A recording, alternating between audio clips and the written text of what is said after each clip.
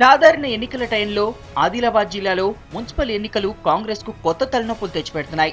ఎన్నికల్లో పోటీ చేసే ఆశావాహుల లిస్ట్ భారీగా ఉండడంతో ఎవరికి టికెట్లు ఇవ్వాలో తేల్చుకోలేకపోతున్నారు జిల్లా నేతలు. ఎవరికి వారుగా తమ అనునయులకు కౌన్సిలర్ టికెట్లు ఇప్పించుకునేందుకు పోటీ పడుతుండటంతో నేతల మధ్య విభేదాలకు దారితీస్తున్నాయి. ఆదిలాబాద్ మున్సిపాలిటీలో కాంగ్రెస్ తరపున ఒక్కో వార్డు నుంచి 3 లేక 4 పోటీకి సిద్ధమవుతున్నారు. ప్రతి మున్సిపాలిటీలో 60% పైగా సీట్లు మహిళలకు రిజర్వ్ కావడంతో పోటీ మరింత తీవ్రమైంది. అభ్యర్థుల ఎంపికపై జిల్లా అగ్రనేతలు ఆచితూచి అడుగులు వేస్తున్నారు.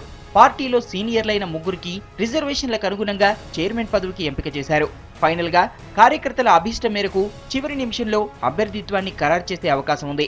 ఇప్పటికే తమ వారికి టికెట్ దక్కేలా రాష్ట్ర స్థాయి నేతలతో పైరవీలు జరుపుతున్నారు కొందరు నేతలు. ఇది కాస్త గ్రూపు వివాదాలకు దారితీసే అవకాశం ఉందని కార్యకర్తల్లో ఆందోళన వ్యక్తమవుతోంది. డీసీసీ అధ్యక్షుడు రామచంద్రారెడ్డి, పీసీసీ కార్యదర్శి ప్రేమ్ సాగర్, మహేశ్వర్ రెడ్డి గ్రూపుల కార్యకర్తలు టికెట్ కోసం పోటీ పడుతున్న నేపథ్యంలో వీరంతా ఏకతాటిపైకి రావడం కష్టంగానే కనిపిస్తోంది.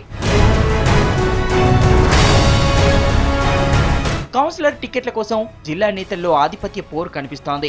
పైంసాలో నారాయణరావు పటేల్, విఠల్ రెడ్డి, బెల్లంపల్లిలో ప్రేమ్ సాగర్ రావు, చిదుముల శంకర్లు వర్గాలుగా విడిపోయి టికెట్ల కోసం ఎవరికి వారుగా ప్రయత్నాలు సాగిస్తున్నారు. నిర్మల్లో ఎమ్మెల్యే మహేశ్వర్ రెడ్డి ఏకపక్ష ధోరణి కార్యకర్తలకు మింగుడు పడడం లేదనే ప్రచారం జరుగుతోంది. మంచిర్యాలలో నడిపెల్లి దివాకర్ రావు, అరవింద్ రెడ్డి, ప్రేమ్ సాగర్ వర్గాల మధ్య తీవ్ర పోటీ నెలకొంది.